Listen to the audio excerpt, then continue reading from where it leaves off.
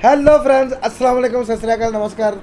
आप देख रहे हैं अपने चैनल को जिसका नाम है पक्स इंजीनियर सिलेक्शन यूट्यूब चैनल, जो हमने बनाया आपके लिए, आपकी मोहब्बत के लिए, आपके प्यार के लिए, ताकि आप नई नई वीडियो देखें इस चैनल पे और मज़े लें, इंजॉय करें। तो मेरे साथ बैठे हुए हैं हाफिज़ भाई जान, मैं आपका भाई जेजे भाई डाउन, और आज हम बड़ी यार अमेजिंग वीडियो लेके हाजिर हुए हैं। वीडियो के मतलब बताएंगे आपको हाफिज़ भाई।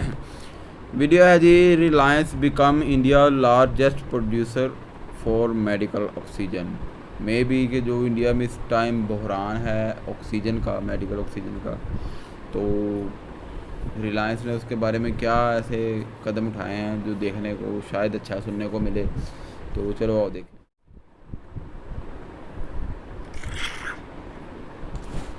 Hello and welcome to world affairs. मैं हूं प्रशांत धवन। नाउ आज के समय देखिए, एक क्वेश्चन ऑलमोस्ट सबके दिमाग में ये है कि देश भर में जो मेडिकल ऑक्सीजन की कमी है ये पूरी कब होगी। जो इस तरीके से लाने लग रही है हॉस्पिटल्स में, ये सुनने को आ रहा है कि मेडिकल ऑक्सीजन कम हो गया, पेशेंट्स वहाँ पे मर गए। ऐसी जो दिल दुखाने वाली जो स्टोरीज हैं ये कब बंद होगी। देखिए, इसको लेकर फाइनली कुछ क्लैरिटी आ गई है। हाल ही में एक रिपोर्ट आई है रूटर्स की, ये यहाँ पर क्लेम कर रही है कि मोस्ट प्रॉब्ली मिड मे में, मतलब कि मई 15 मई 20 के बीच में ओवरऑल भारत में जो ऑक्सीजन की प्रॉब्लम है काफ़ी हद तक कंट्रोल में आ जाएगी। इसका रीज़न क्या है? रीज़न सिर्फ यहाँ पर ये नहीं है कि कोविड के केसेस काफ़ी हद तक कम होंगे, उल्टा आप अगर देखो तो बताया जा रहा है कि मई 15 मई 20 के आसपास तो एक पीक आएगी, एक बिल्कुल आप कह सकते हैं highest number of cases per day आ सकते हैं। उसके बाद धीरे धीरे ढलान आएगी। तो इवन दो केसेस बढ़ सकते हैं मगर ओवरऑल ऑक्सीजन क्राइसिस काफ़ी हद तक कंट्रोल में आ जाएगा। उसके रीज़न यहाँ पे मैं आपको बता रहा हूँ। एक तो भारत में जो मेजर कंपनीज हैं जो प्रोड्यूस कर रही है मेडिकल ऑक्सीजन, इन्होंने अपनी प्रोडक्शन बहुत ज़्यादा बढ़ा दी है। इसमें कुछ कंपनीज का नाम आपके सामने है।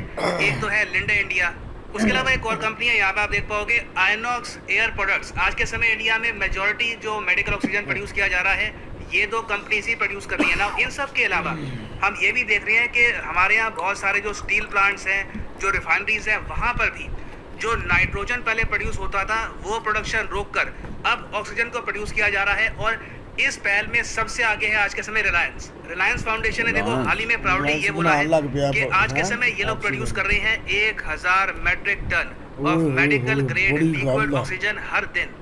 इसका मतलब देखो यहाँ पर यह है कि देश में ओवरऑल जो टोटल प्रोडक्शन है उसका 11% प्रोड्यूस कर रहा है रिलायंस फाउंडेशन। इवन दो इनका कहीं से भी दूर दूर से आप कह सकते हैं रिलेशन था नहीं मेडिकल ऑक्सीजन से।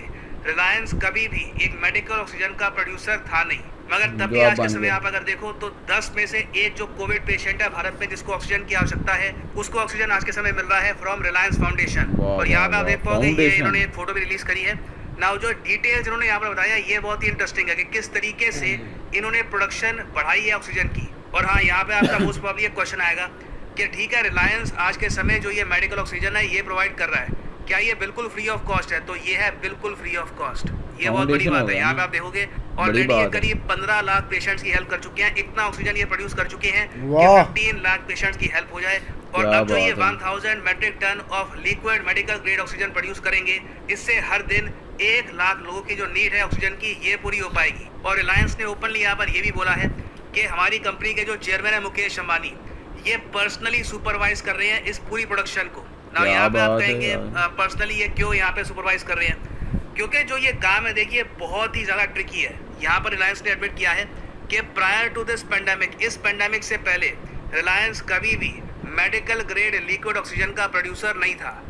मगर हमारे जो इंजीनियर्स थे इन्होंने बहुत ही जल्दी जो हमारी मशीन्स हैं इनको अलग तरीके से यूज़ करने का तरीका ढूंढ लिया। और आज के समय जिन मशीन से ये लोग अलग करते थे नाइट्रोजन, वहाँ पे ये प्रोड्यूस कर रहे हैं ऑक्सीजन। और देखिए यहाँ पर ये लोग ये भी कह रहे हैं कि medical grade liquid oxygen this has to be produced in liquid form at -183 degree Celsius with almost 99.5% purity. अब इस सब का क्या मतलब है? मेडिकल ऑक्सीजन प्रोड्यूस करना इतना मुश्किल क्यों है? देखो, पहली बात तो आपको समझना होगा, जो भी ये यहाँ पे प्रोड्यूस कर रहे हैं मेडिकल ग्रेड ऑक्सीजन, ये प्रोड्यूस किया जा रहा है फ्रॉम जामनगर में। आपको पता होगा रिलायंस की ट्विन ऑयल रिफाइनरीज आपको यहाँ पर मिलेगी। अब वैसे आप अगर देखो ऑयल रिफाइनरीज को, तो ये लोग मेन प्रोडक्शन करते हैं नाइट्रोजन की। मैंने आपको करीब एक हफ्ते पहले वीडियो में बताया था कि आप अगर अपने आसपास की एयर देखो तो यहाँ पे आपको मिलेगा 78% नाइट्रोजन, 20% ऑक्सीजन और फिर कुछ 1-2% बाकी कुछ आपको गैसेस मिलेंगी।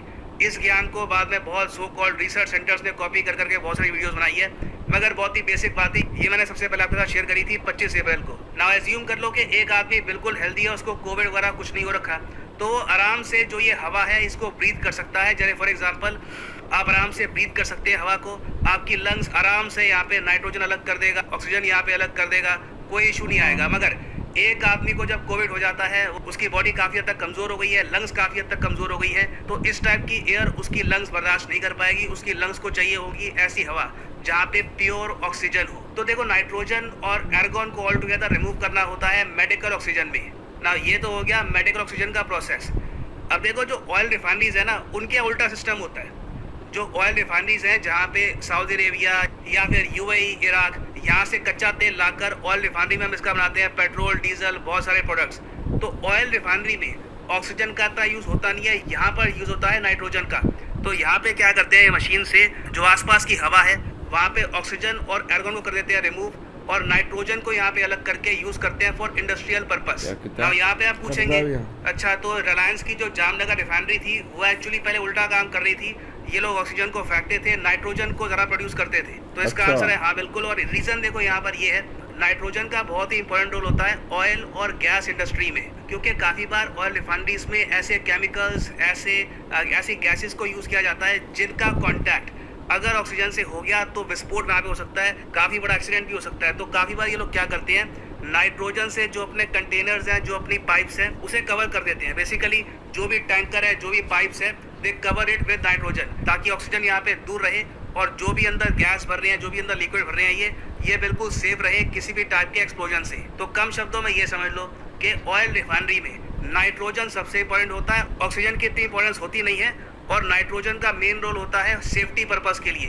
तो अब आप यहाँ पे समझ सकते हैं कि RIL यहाँ पर ये क्यों कह रहा है कि हमारे इंजीनियर्स को काम करना पड़ा, हमने अपनी मशीन्स को रिकन्फिगर किया, क्योंकि पहले जो मशीन ऑक्सीजन को फेंक रही थी, नाइट्रोजन को स्टोर कर रही थी, अब उस मशीन को नाइट्रोजन को फेंकना था, ऑक्सीजन को स्टोर करना था। तो ये रिलायंस ने बहुत ही जल्दी किया है, और ऑब्वियस सी बात है इनको लॉस भी हुआ होगा इससे। इनके जो ओवरऑल ऑपरेशंस हैं उसमें थोड़ा बहुत इनको लॉस भी हुआ होगा, मगर वो लॉस सहते हुए भी इन्होंने बहुत ही अच्छा एक एग्जाम्पल सेट किया है for the rest of India.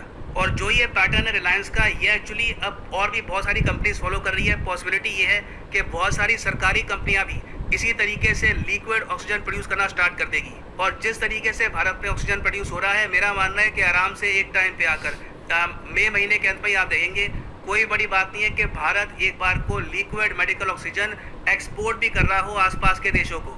और फाइनली यहाँ पर मैं ये भी ऐड कर दूं कि आप किसी भी एग्जाम के लिए प्रिपेयर कर रहे हैं, चाहे UPSC, बैंक, SSC।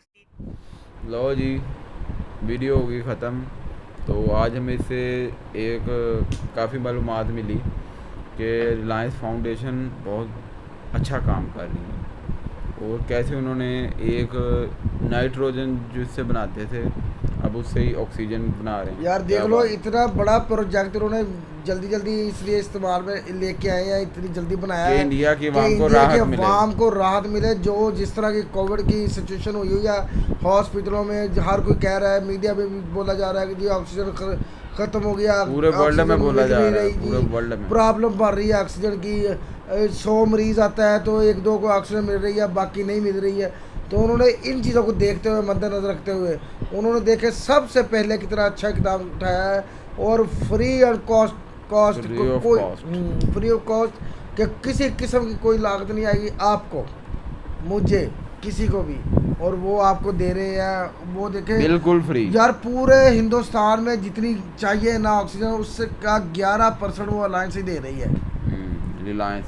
यार बहुत बड़ी बात है, बहुत ही बड़ी बात है यार, ये कोई छोटी बात नहीं है।